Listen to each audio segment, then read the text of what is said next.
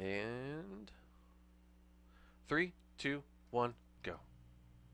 You guys are tuning in to the Grace and Frankie after show on AfterBuzz TV. We're talking about the Boar and the Anchor this evening, living in a post-cheating scandal world. Join us. You're tuning into the destination for TV superfan discussion, AfterBuzz TV. And now, let the buzz begin.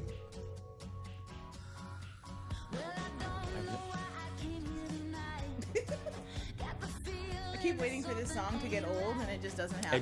It doesn't happen. The song just makes me so happy. And again, I honestly want cake at the beginning of every episode. Every single this time. claymation cake or whatever it is phenomenal. Good job. Hello, everyone in internet world. Thank you for tuning in to the Grace and Frankie after show on AfterBuzz TV. I am Zach Kelch. You can find me on social media at that name. And joining me tonight is my lovely, lovely co-host, Joelle. Hi, Zach. This is Joelle Monique, and you guys can find me everywhere at Joelle Monique. We're a little slimmer this evening. Little bit. We've cut some dead weight. No, just kidding. Lauren, Danny, we love you. We know you're out doing fun Memorial Day celebratory things.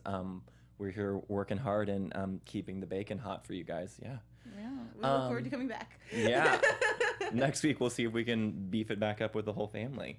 So, tonight, we had some interesting episodes to happen. Last week we ended with a big bomb. Episode 6 ended with Saul finally telling Robert about the moment that he and Frankie shared before the wedding. All of our hearts shattered with that single line. With Get Out. The inaudible Get Out. And so this episode comes back and we find out that Saul had slept outside of the beach house overnight. Which we called on the last episode. We said that he was going to go to the lady's house. We were like, he is going to be an idiot and probably go to the beach house, even though it's the one place he should not go. The one place. Oh, so you have children, sir. Anyway. I know you have children, and you're going to the home of the woman you cheated with, your ex. That caused the entire issue. Just a mess. Just not a great moment for you, Saul, in your thought process. No, it was one of the first really down moments for Saul, where you're really questioning his judgment. Better than this. It's usually so much better. But it's so funny how Frankie just stumbles upon him, and they have this moment. And this was one of the lines I wrote down as he's explaining to her that he told Robert and he kicked him out and all this stuff. How she's hugging him, and mid-hug she pushes him away because she's like, "Wait, why am I sympathizing with you?" I don't want any of this. And she says, "Damn my Christ-like capacity for compassion." Oh, Frankie's just the best. It's such a hard position to try and think about to put yourself in, because can you really feel bad for him? I don't know how I would process that, or really I would probably just be like, get out, take a shower and get out. Well, what I really like that moment is how easy it is for her to fall back into that routine. And even when they get inside, she was like, if I cook for you, then we're going to wind up talking, and then we have to get out this magazine. She goes into this ridiculous, hypothetical, now we're spending the entire day together. But it sounds like every Sunday they've probably spent together for the last 40 years, which I thought was a really nice touch on the writer's part of, it's hard to break these cycles. Right. Especially when you still, she doesn't have enough animosity for Saul. I don't think she's ever going to get there. She's always, part of her is always going to be like, I love that guy. So yeah, I feel she's doing better. There's obviously been progress because she was able to establish a boundary eventually, and she was like, no, you need to get your stuff. Right. We need to get you into a hotel. Right. I think originally, so what ends up happening is he's there, and then Grace is there as well, and the three of them kind of now have to figure out, well, how are we working through this? Because Grace actually steps up in a way that I didn't expect her to, and she offers to go over to the house and check on Robert and also grab some stuff for Saul. So another thing we called last week was that Grace was probably going to be the one to go over there and get in Robert's face, because you can't send the cheaty or the cheater. Right. Well, that's the thing. I think Grace is still in a place where I feel like she kind of, if she has a reason to still be able to express her feelings about everything and kind of get mad at Robert, then she'll take it. I didn't even think about that, but yeah, definitely that. Definitely. So, because she goes over there just with the intentions of grabbing some stuff and making sure he's okay, but then quickly she just uses it as another moment to kind of unleash some of her anger towards the whole thing and kind of throw out the argument, you know, you don't have the right to be upset here when you did the same thing, if not worse, for decades. Which can say I was kind of surprised by Robert's ability to be like, I'm aware I don't have the moral high ground here. Right.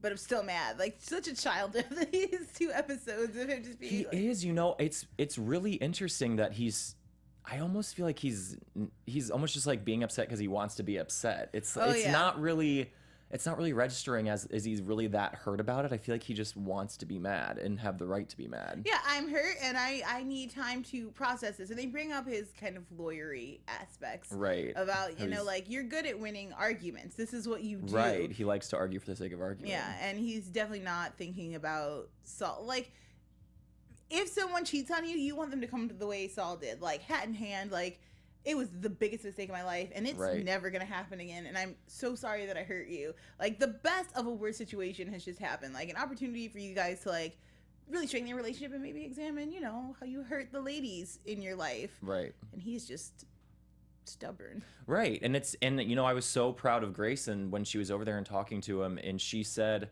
something along the lines of, you know, you have an opportunity here to handle this the right way and not continue to be like the slab of marble that I was married to. Which is so amazing because it's exactly what Grace has done. Grace, like, you have to be me now. Yeah. You have to go through these fundamental changes as a person so that you can come out the other side and live better than you have been.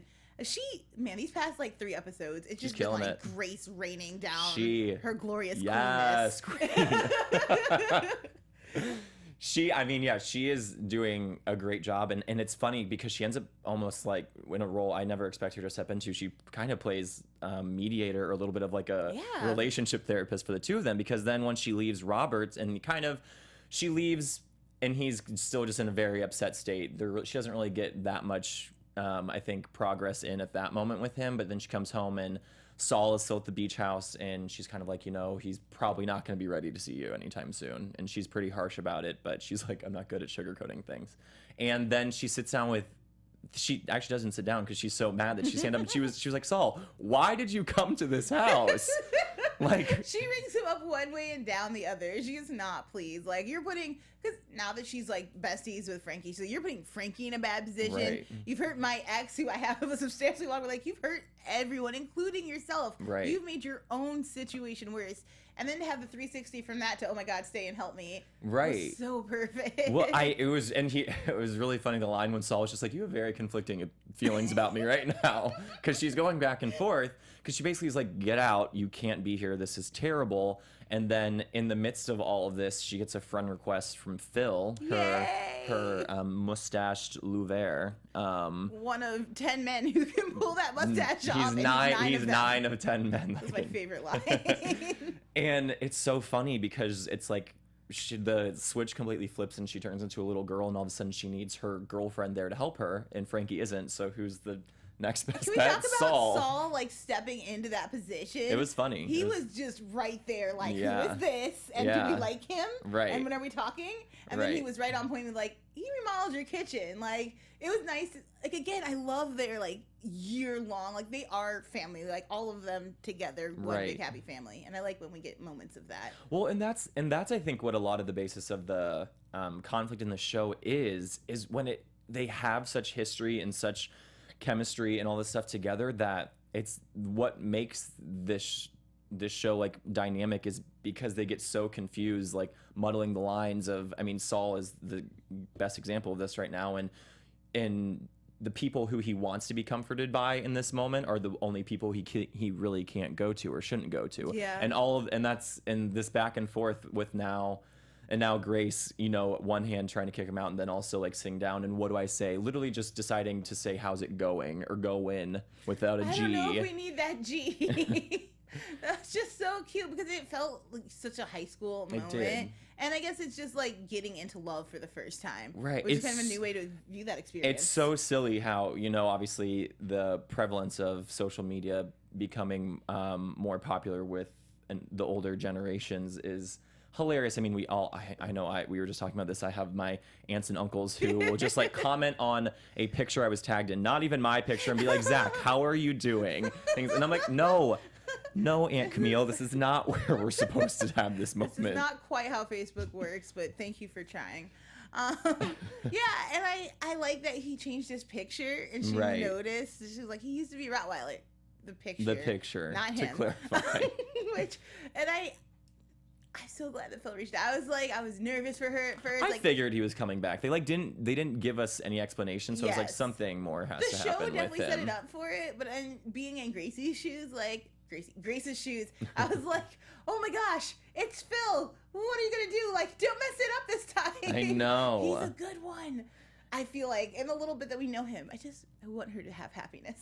Right. And it's nice that she kind of is in the place of having the clarity to be able to kind of give out this relationship advice to Saul while also not knowing anything that she's doing. I mean, the fact that just a friend request alone made her have a heart attack, and she was like, what do I do? How long do I wait to accept it? All this stuff, which those rules of how long you got to wait to text back and all those things are real, and they're nerve-wracking. They are. You can't respond right away. No, you don't be happy on that trigger, but you don't also want to leave them waiting forever. Right. In the wrong. She has the right to be nervous. And this is her first time doing this whole interaction. Right. I think she handled herself well. She did. I think it went well for her. And then also now we have a little silly romance moment that Jacob and Frankie are, I think, becoming a little bit more established of a couple here. Yes, they are. The yam people. Yes, the yam and Lou brought them together in the best way possible. Because she needs to leave the house. She's like, I can't be home alone with Saul. I can't be here. So she leaves and go and surprise visits Jacob. Which is hilarious, because I'm sitting there on the couch okay, I know you don't have a girl in there. I know there's not another woman on this farm. I knew it wouldn't be that, but that's obviously what it kind of seemed like was happening. Definitely having a moment where I was like, excuse me. Right. And then to find out he just didn't want to tell her that he was hunting, I thought was so cute and so aware of her feelings and emotions. So funny how she just goes what do you have a summer camp or something? Your secret hobby's archery? Oh my goodness. They've got a good humor aesthetic back and forth. They do. And he's by far, I think, of the adult cast, probably the most sane out of all of them. So it's nice oh my gosh, definitely. It's nice that he's paired with Frankie, who's just a loon, but in the best way. Totally. I think they bring a lot of differences to each other's life, that kind of spontaneity. Right. I feel like he really needs that in his life. Well, and that's what the conversation ends up turning to, because he has to hunt this boar, which God, I might sound very ignorant here, but do boars live freely in California, roaming around eating things? I don't know how. Because they're supposed to be in San Diego, aren't they? I don't know. I don't know California wildlife. Right. Well enough. He said that, and I was transplants. I was like, there are boars in the city? I know there are coyotes roaming around, so I guess it makes sense that there would be boars. Yeah. I wish we had got to see them trying to hunt the boar. Yeah, that would have been great. That would have been hilarious. Frankie just purposely messing him up. Well, and that was so funny how they're just standing there facing each other, and he's packing up all this hunting gear, and she just tries to basically pick stuff up and put it elsewhere and hide it so he can't. And he's just like, I can see you, right? This is a confined space. I'm standing in front of you. I know. It's so funny, and how she's in PETA, and she's like, I don't even wear pleather because I don't want to glamorize it. I like that she was okay with him hunting, but still wanted to stop him. There was this whole aspect of well, yeah, you got to protect the farm. It's eating your watermelons and stuff. But then, especially at the end of their conversation, when she's in the car, she's like, I threw the rope in the field over there. Right. But I don't have She was like, I don't have a gun. So it's fine. So it's probably just right there.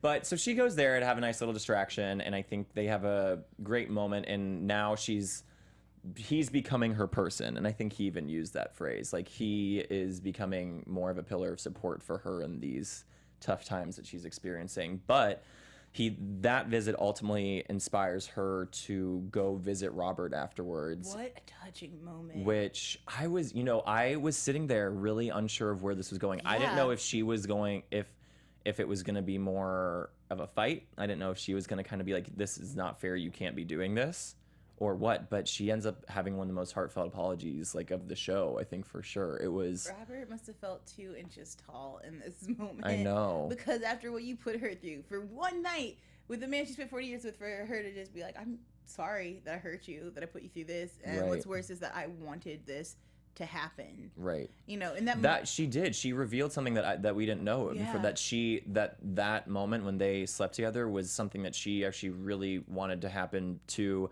What'd she say? She wanted to make sure to see if there was any hope left, that if their relationship was maybe still possible or whatever it might be. And I mean, we knew after it happened, she said that it was awkward and the chemistry like wasn't the same anymore. And so she tells Robert that she's like, I'm not doing this to hurt you, but I am telling you that he is gay and he loves you in a way that he never could or never did love me, which was my whole heart broke. Woof. My whole heart just broke for her in that Lily moment. Tomlin just like nailed that. I mean, she just like the fighting back the tears in her eyes and like a real moment. I mean, she's amazing how she goes from 1 minute being the funniest stoner character to having the most depth of these heartfelt, like just gut wrenching right moments. And for Robert to just stand there and kind of soak that in, I thought was really nice, because especially again his lawyer senses, I'm sure, were kicking in to be like, well, that's not really fair. Right. We were in a different time, but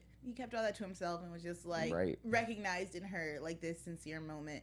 And I really hope that the two of them after this get to be, because I think they have another like odd kind of great dynamic. They do. Between the two of them. That conversation, especially because after she apologized, he actually apologized also. He was like, you know, I should have done this such a long time ago, but I'm so sorry for the hurt that I have now caused you. And I didn't expect him to do that. I really didn't. I think maybe that was some of what Grace said to him earlier sinking in, and he was chiseling away at his marble facade, I guess. Yes. And yeah, I mean, and I wrote down like they came to a new understanding, and I think they probably are going to be moving forward closer than they probably had ever been before. Which is going to be great. Yeah. I feel everyone kind of shifting into this like understanding state, right, and kind of solidifying friendships as their new personas, which is so exciting. And one of the great parts about growing up, which I don't think a lot of people explore, is like you get to become a better person as you get older. And we're seeing that happen with all these guys, and it's fun. I know, it's so interesting. Like really, the concept of really kind of starting anew at such a later stage of your life, and them really navigating all of this new drama and kind of, I don't know, it's like they're kids again, like figuring out these silly things, and somehow still, I think what the show is so great, how it can show you still can always be learning things or experiencing things like at any stage of your life, and you don't necessarily have to like equate age with maturity or anything like that. Frankie certainly doesn't, and Frankie it's kind of does why not. we love her, is that like, I know what the world is now, and I'm just gonna like live my life to its fullest. I don't have any cares left to give. I get to just be myself. Well, it's really silly because when you think about it, like the Robert and Frankie thing is kind of like a "you stole my man" kind of a thing. It totally is. And it's like, it's like the most I don't know, like classy version of that, or it's whatever. definitely one of the most adult moments we've had, like in the show's history, I would say, even from season 1. Like the most adult moment we got from last season was maybe at the funeral when Robert admitted like why he chose Grace as his beard. And we have this kind of like, I just needed somebody who could get me into rooms and who made me look better, and it was selfish, like the ultimate selfish decision. And then for that to kind of turn around to this season, our most adult moment is, I now own that selfishness, and I'm recognizing I don't want to be that person anymore. Right. I think if anyone, I mean, he for sure still has a lot of the figuring out and growing into this new era to do. I mean, he has those walls up, and they're up hard and high. He gets a pass because he had a heart attack, but I need you to now come on board with everybody else and do the growing The heart up. Attack only gets you so far. Totally. You know, something else that was really interesting in this, because I feel like, was this brought up for the first time in the first season, or was it this season? Coyote looking for his biological mother. I believe it was either at the very tail end of season 1 or the very beginning of season 2, where he was like, I'm going to start this search. And I remember Bud didn't take it very well at all. No. Because why? You have a family. Right. I mean, that's hard. I have a lot of, well, not a lot of, I have a few friends who are adopted, and it's all very different understandings. There's no like cookie cutter version of the feelings or that you develop with this. Some people want nothing to do with that aspect of their life, or I have friends who now know and are very close with their biological parents and still very much love their adoptive family. It's absolutely like just a deep personal level, and I'm glad that they didn't drag it out too long with Bud being like, "Don't do this," or people Right. trying to stop Coyote, and they got to move on to this part where we finally get the letter, Right. which is kind of exciting. But he's too afraid to open the letter. He's like, "I don't know what's in it," and it's kind of a monumental, life-changing moment. It's either a number to call her saying that she wants to connect, or it's a very a coldly but politely worded message of "I never want to speak to you." Right. And so then he asked Bud to open it, and I like the callback to be like, "I opened all your college letters." Right. That was funny. And he was like, "But please, who is gonna reject a African American adopted all this stuff?" And he goes, "Georgetown." It's like that was my reach. That was Classic good. brother They have moments. really funny brother dynamic. But it's always so funny to me how Coyote, he he's a recovering alcoholic, or is it drug addict? Drug addict. But he's like, when it comes to just some of the simplest little day-to-day things, he's like such like a little kid where he like gets so nervous and all this stuff. And so he wants Bud to open the letter, and Bud is already having a stressful enough day. Yeah, he's been helping his dad Because trying to get out of that chair. Because his dad, what do we call it? His dads now? Like, what do we Yeah. call them? Who are also his bosses at the law firm. My ex-gay former dad uncle. Uncle something. All this. There were a lot of hyphenates into Yeah, a that. lot of titles. But he's been working very hard, and he had to work very hard to kind of take all the workload in, because both of them aren't really working right now because of the mess that they're experiencing, or they're too upset. So he's already stressed doing double duty as Mr. Lawman, and then in a dramatic moment he throws the letter, and of course it flies under the refrigerator. Which was such a great, like, honest moment. Like, because you're not, their future was huge. Like, Yeah. there was no movie. I was like, are they gonna have to move it? Is that the kind of like Right. physical comedy space we're gonna be moving Right. into for a second? But then I liked the simple, and actually with the camera, I thought it was kind of a brilliant idea. Just be like, we're just gonna stretch out a coat hanger, and then we're gonna set the camera right underneath the fridge, so that you're just kind of seeing the coat hanger Right. move around and have that very long shot. Because both actors are so great comedically. I liked that they gave them time to really just Right. play that scene out together. Right. And we never got the contents of that letter, though. Did we? No, No, we we did. did. Never mind. We did. It was just simple. He was just like, she wants to meet me. Yeah. Yeah. We did not get to meet the mother yet. So yeah, that'll be interesting. How do you think Frankie will respond to that? I don't know if she'll. Woof. I think she'll probably. I don't want to say she'll feel threatened, but it's definitely going to be an emotional thing for her. I think she'll. It's gonna rile her up. And in which direction it's gonna rile her up is kind of anybody's guess, because I know that it's really important for her to like have grown life, and it's definitely one of her lifelong regrets that she couldn't bear a child. But I also know she's so into people being able to like connect on a spiritual kind of emotional level. I think that she's going to be in some cases really happy for Coyote to find out like where he came from. And obviously as an addict and having gone through all this stuff and being adopted, he's got a lot of questions about his life that I'm hoping his mother can kind of fill shade in the gaps for him a little bit. I'm worried she's gonna go to a mindset of why are the men in my life like leaving me kind of a thing. I'm worried it's gonna go there. That's very plausible. I know. My Right, little because I don't heart. want her to experience that. I don't want Frankie to have any more pain in her I life know. ever. But this is a drama comedy Netflix Dramedy. show. Yeah. It's the way Netflix does comedy. Right. Heavy-handed drama. There is no defined genres on Netflix at all. Don't even get me started on Orange is the New Black. Oh boy. Right? Oh Jesus. The emotions. Mm-hmm. So I'm hoping that's a smooth transition, but with Coyote nothing ever seems to be very smooth. Right. So I doubt it. Well, so I mean, ultimately, I think this episode was great. A lot of stuff happened. We have a lot of feelings being processed, and kind of the ripple effect of Saul finally telling Robert, hitting everyone else in different ways. And so I think this is good, because I was worried that I didn't want them to brush this under the rug and it kind of not get the development that it needed. So I was happy to see that this episode really was a lot about the feelings that everyone's feeling. Yeah, and it's definitely kind of coming full circle. Everybody's kind of, I feel like as we're getting on the same page, I'm waiting for that other foot to drop. I feel like the writers have some big backup drama stored up that they're going to drop on us. I mean, we've got 5 more episodes left. This was 7, so yeah. We have 5 more episodes left. It feels like kicking the pants. Something time. We're is. getting too happy. We're getting close. We're getting too happy. A show cannot be about happy people. No, we're about to get some devastating news here. Well, it's funny you say that, because the next episode, The Anchor, actually is I think, a happier episode. It's a lot of, it's some goofy stuff. Basically, so this is a big, the lube is ready to go in this episode. So this episode starts with Frankie getting all of the prototypes for the bottles, for the packaging for her lube in the mail. Production design team, beautiful job. Yeah. They look like shelf ready, which a lot of times I feel like you get kind of like, here's a sticker on a bottle. Right. These look really classy. They had options, they were all sorts of different pumps, different strokes for different folks.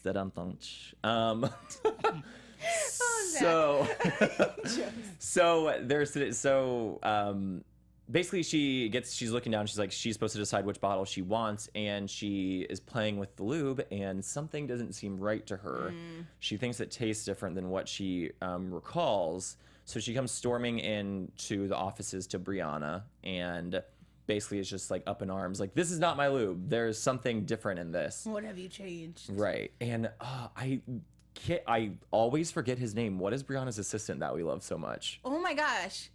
We need someone to write in and tell us. Or I can look it up on IMDb. I don't remember his name either, but he's always funny and he's always in the background. And in this episode, he is there taping this entire meltdown, which I think is perfection. Lost it when they give a lot of the comedy comes from like subtle like lines that are just kind of like thrown in on the side. And like when he starts recording it, and Brianna's just like, "What are you doing?" And he just goes, "My friends don't think Frankie's real." Like, so to allude that this is like a character he's talking to his friends constantly about is hilarious to me. But so she gets upset. He's recording all this, and Brianna reveals that yams don't have a very long shelf life, and which makes sense. You're right. And the way, do you know how long the shelf life of yam is? 6 months. No. Then no. No, then no, I don't know. Then no, I don't. That whole conversation when she was like saying she knew things that she didn't, and just kept saying, "Then I don't know." It was. Did you read the packet? I skimmed it. So no. Just admit you didn't read it. Then why do you keep bringing it up? That was really funny. So basically, she explains to Frankie, like, if you read the packet, you would know that these things often sit on shelves for a year in storage rooms before they're sold or things like that. And you would and your product would have a shelf life of a few weeks if it was made exactly how you make it. So as with all of their, what's the line called? Grace?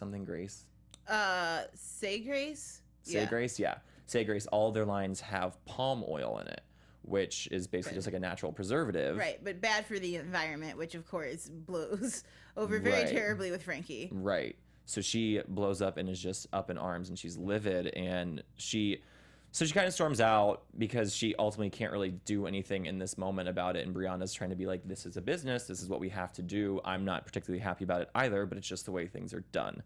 And so Frankie leaves and kind of sets off on a path of trying to figure out some way of changing this. And so she's talking to Grace about it, and Grace is like, well, then like research something, like come up with a new idea, pitch this. Like, to be fair, very vague, which you can never ever be vague with Frankie about a plan, because she's gonna go off and do her, like, as she did, like, crazy Frankie maniac stuff. Well, it's funny because the first idea, she goes, "Do you think a song would work?" And Grace is just like, no, like, you need to come up with a business plan, like pitch them with something. And long story short is when they're having a meeting with a retailer who's going to distribute this, which is going perfect, like everyone at the table is happy, which in a negotiation is so rare. Everyone's like, yes, we want your product on our shelves, we like it, great, let's move into the next thing. And so I didn't know what was happening. I was like, something is going to happen. I don't know what it is. Yes. So she is at the table and is offering everyone at the table hand lotion. It's like some of the Say Grace hand lotion. Yes. And I'm just like, okay, bizarre. And Brown is just like, stop. Like, just stop that. And all of a sudden, like, as the meeting's going on, they're discussing things. You look over and she had put ketchup or whatever in it. Now, he asked if it was real blood. And Brianna said it was ketchup. Right. But I don't know. It did not look ketchup consistency. No, it looked very like if stage blood. Right. Is what it looked like. Right. And I was like, is this meant to be real blood for the show? Right. It wouldn't surprise me. I don't. I mean, she's crazy. Who knows if she actually got real blood? But so she was lubing up her arms and hands with this blood, and all of a sudden you look over and like her entire hands and forearms are just covered, and they're like, "What is going on?" And she doesn't even. I don't even think she had the moment of saying like, "We have blood on our hands from from using this. Like, it just blew up so quickly. The guy from the retail store freaked out because he can't handle blood or anything at all. And the meeting went to hell very quickly. Like 0 to just nothing. It was the best meeting to the worst meeting in maybe 5 seconds. Like, dude had to be rushed out because now he had blood on his $3,000 suit and was pissed. I love Frankie's line of, that suit's not $3,000. Which, okay, Frankie, whatever. That's the priority right now. That's what we should be discussing. Yeah, they let the poor guy who was calling in, who owned the chain of stores and, like, just on the hook, just standing there. I think the assistant was loving every moment of it, of course, because it was glorious. And then, of course, Brianna was just done, which I was kind of shocked at how fast she was like, and not to say that it wasn't deserved. Like, Frankie messed up big time, but Brianna completely flipped the script and was like, you can't be here anymore. Like, we are done. And if you're lucky and you didn't screw this up too bad, you'll get a check every other week. And I was like, Brianna, this is Frankie. Like, this is the kind of stunt she pulls. I was really hoping she would be in her corner. But when she said, you know, you're destroying the business my mother helped build, I totally understood where she was coming from. I was very pleasantly surprised the way that went. I think, you know, we love Frankie's goofiness and weirdness and all that stuff, but she just totally was unprofessional and potentially could have ruined a incredible business partnership, not even for her, but for that company in general. So it was very smart of Brianna to do that, and I think much needed to have her have that moment of authority with Frankie. She was making responsible choices. And you know another way you can make a responsible choice? You can go to Chapman University. It's located in Orange County, California. It's 16 miles from the beach, 30 miles from Los Angeles, and minutes from Disneyland and Angel Stadium. Chapman's got tree-lined 75-acre campus in the heart of the historical city of Orange.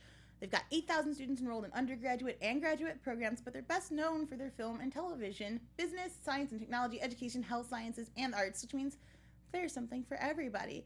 If you like film and television, if you're looking to get into it, check out Chapman University online. They're pretty great. In terms of free time, there's lots to do on campus and off.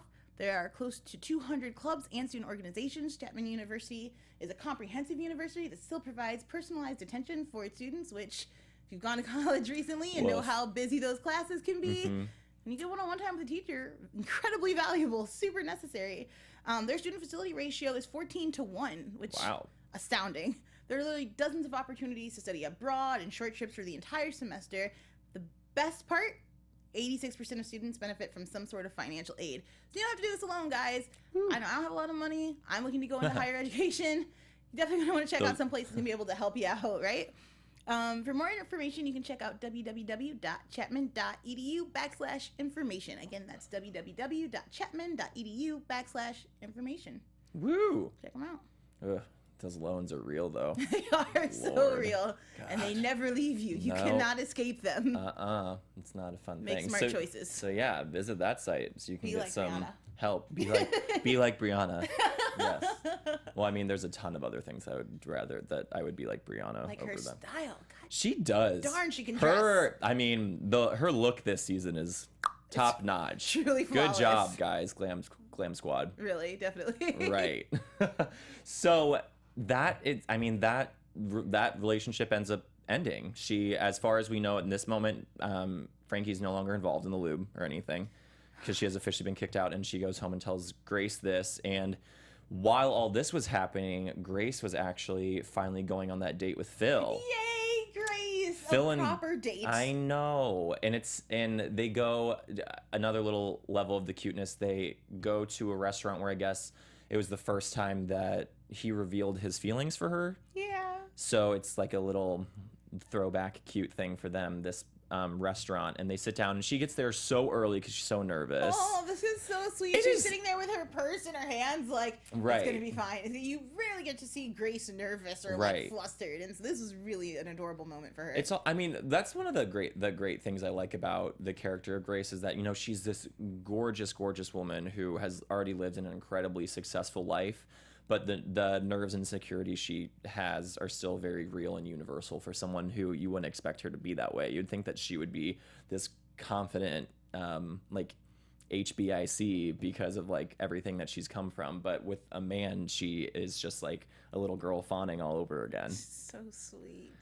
So she gets there really early and is having this funny banter with the waitress waiting for Fifth to get there. It's really just trying to do her job and make sure she has everything she needs. Like, because you've been here for half an hour. Yeah. And she's like, I'm early and I need you to leave. Right. She was just like, if you're in trouble, slide your spoon to the other side of the table. What a great waitress. We can only hope to be served so well in life. Right.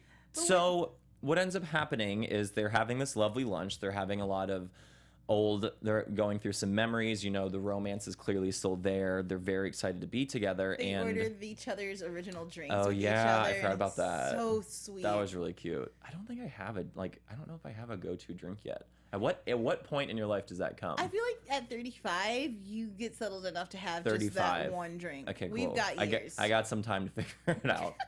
Because right now I'm just like, whatever doesn't taste like gasoline, please. Right. That kind of a thing. Or I've got my one night off in the next 2 months. I need a drink that's going to get me there. Right. Right now. Just the cheapest red wine. I'm not going to know the difference, let's be honest.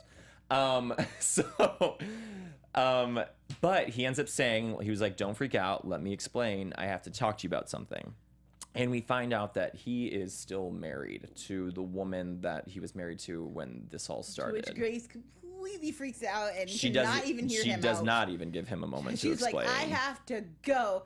I think she had this very idealized like date in her head, and up until that point, it was happening the way she pictured. And then, bad news. That's what I was so frustrated. I mean, granted, I guess it makes for a better TV moment, but it was so frustrated. I was like, sit down and let him at least tell the story. The man is here trying to hold your hand. Right. Like it's clear there's something.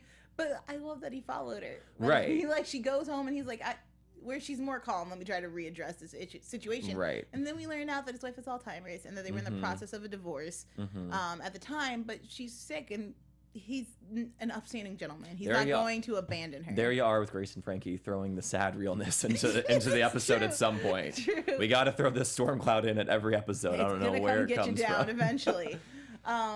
But he's willing to make it work with her, but he can't abandon his wife. He made a commitment, which I think is really sweet. And then, of course, Grace is more amicable to the situation afterwards. And, and it's I mean, again, a situation that's so hard to really think about how you would process it. But basically, I mean, and that was what I loved about that scene is that they ended it in a very real place where it was just like, so what do we do now? And they're just like, I don't know. Yeah. I mean, I don't know if anyone has the answer to that. That's something they need to figure out and work through, I guess. Y'all can date because she's not going to remember.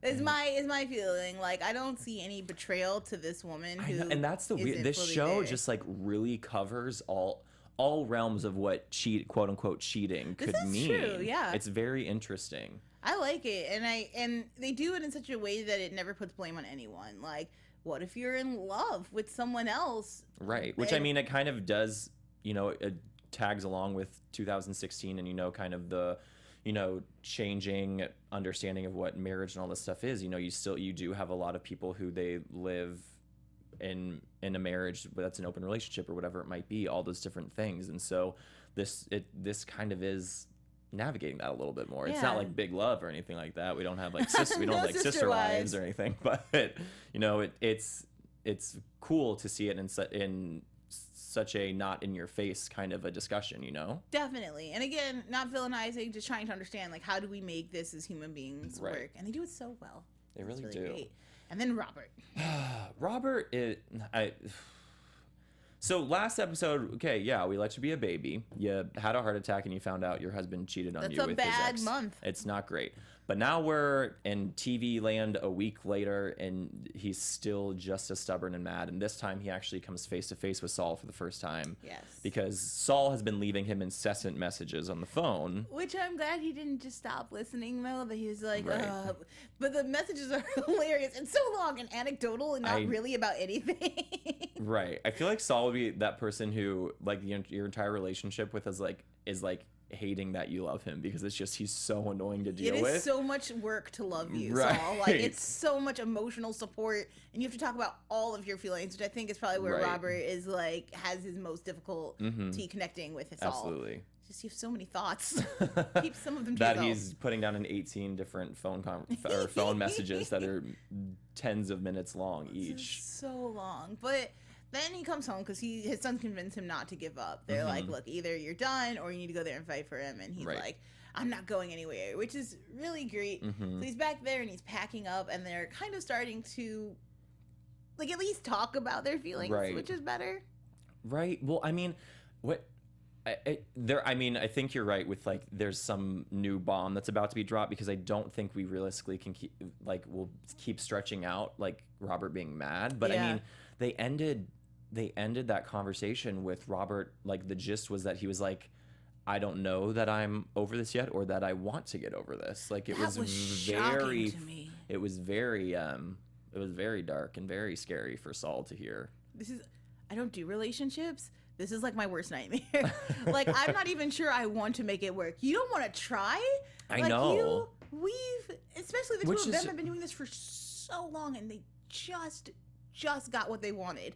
Like, you finally, and it's like, and I mean, Robert, are you going to live in that whole big house by yourself? Right. Are you going to alienate your children who are all friends and have been friends? You destroyed your marriage. Right. You just blew up all these people's lives. And now you don't even want to try for what is genuinely a heartfelt mistake. A mistake literally anyone could have made. I'm so mad at Robert right now. Right. Like, you're the worst kind of human being right now. You did this to someone else for so much longer, and you didn't even have the decency to feel bad about it, to apologize. You know, it's so hard to really figure out how to be on his side in this, but I mean, he clearly is feeling these feelings. So I don't know.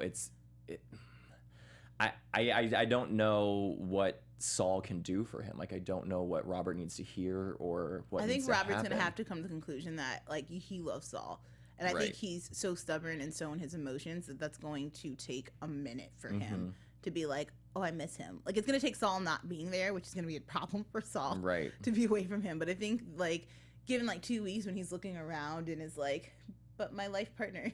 This is where I've literally built my business, my whole life is with this man. Right. I don't see how he's gonna do it. It's, I don't know what. I'm surprised that the kids aren't stepping in here more. Like, I think that. I think that's gonna be next week. That's my prediction for next week. Is that it's the time for the kids to step in. You know what? Here, should we do predictions? Because we kind of got through the episodes, and I have some stuff to do. Yeah. Cool. Great. Theremin music. Yeah. There it is. Hey. And now, your AfterBuzz TV predictions. I wish we were on like a creepier show, so this could be more like thematic. Dude, when we do Orphan Black, this is definitely my favorite part. I'm like, we're getting into it. Also, we're predicting like these goofy like rom-com situations. We're not like predicting like who murdered this person. But I think the kids are gonna have to step in. Like, the moms are doing good, but the dads are falling apart, and I think all of the kids are kind of partial to their dads. Because like Frankie was like the overbearing, always there mom, so there was really again no need to miss her. And then Grace is always off at work, and so dad was there, someone to latch on to. So I think the kids are gonna be like, what has happened to our fathers? Right. And you destroyed relation. Like, I'm really looking forward to Brianna coming in there and having that talk with her dad. dad. Brianna, I think, will have a strong opinion. That'll be really fun. Well, and we went through their whole like daddy-daughter relationship in season 1, so I'm ready for her to lay down the gauntlet and be like, look, no, I'm stubborn, you're stubborn, we don't need to do this. Right. That's good. I agree. I think that the kids are gonna have some help here. My prediction, which is almost more of a hope because I'm just thinking how funny this will potentially be to write. I think that Saul and Robert are going to go to couples counseling, and it's going to lead to them having to invite Grace and Frankie into this as well. And the four of them will like have to sit down in this room and talk through stuff for the first time as a group. We had so many right predictions last week. I'm hoping that we have more this week because we've been killing the predictions. We really have. Yeah. You particularly have done like 3 weeks in a row. I think just solid. I swear I'm not watching ahead, guys. I'm really playing the game by the rules here. We're very adamant about the rules here. That would be really cool. Couldn't to see, you, like, right? Yeah, no, absolutely. There's so many ways that could go especially because they bore some of the like stuff that they didn't know themselves. I want to see them get out some of that surface stuff that they've been like, I don't need to be that mean. Well, like, I can hold this back. I think they need a completely different party to come in who has no ties to them and has no opinions already established amongst any of them, and like lay down some truth. I'm curious to what kind of therapist are you gonna have, like a hippie guru one that like Saul chooses, or is it gonna be like a very uptight like skyscraper one? And that's what I feel like Robert, or do they find? In my mind, I want it to be like Karen Walker from Will and Grace. Yeah. Let's get. Here's my pitch: get Megan Mullally on the show. Would love that. Oh my god, gosh, that would be glorious. Just like a crazy rude person who ultimately ends up getting the truth out there, though. You know? Yeah, it's her and Gracie go drinking. Grace go drinking afterwards. Yes. Ooh, that's a good one. I respect this storyline. We should write for this show. Call us. We're available. Guys, I'm getting so antsy waiting to finish this season. Like, because we're getting so close. It's getting so hard to wait to watch these episodes. It would be so like with a easy week to in finish between. and know what happens next. But Right. for you, we wait. We wait for you, and thank you for waiting on us. And staying here with Are we us. dating? I think we're dating. It's happening. Yes. I like this relationship though. It's working for me. Great. Well, if your internet lovers don't know how to find you, how can they do so? You can find me on Instagram at Joelle_Monique, on Twitter at Joelle Monique, and every day at blackgirlnerds.com. Woo! And you can find me on different social media things at Zach Kelch. Thanks for tuning in, guys. We're going to see you in a week, and I'm thinking it's going to heat up. We're going to have some good stuff coming. Tune in. Thanks, guys. Have a good weekend. Happy Memorial Day. Bye. From executive producers Maria Menounos, Kevin Undergaro, Phil Svitek, and the entire AfterBuzz TV staff, we would like to thank you for listening to the AfterBuzz TV network. To watch or listen to other after shows and post comments or questions, be sure to visit AfterBuzzTV.com. I'm Sir Richard Wentworth, and this has been a presentation of AfterBuzz TV. Buzz you later. The views expressed herein are those of the hosts only and do not necessarily reflect the views of AfterBuzz TV or its owners or principals.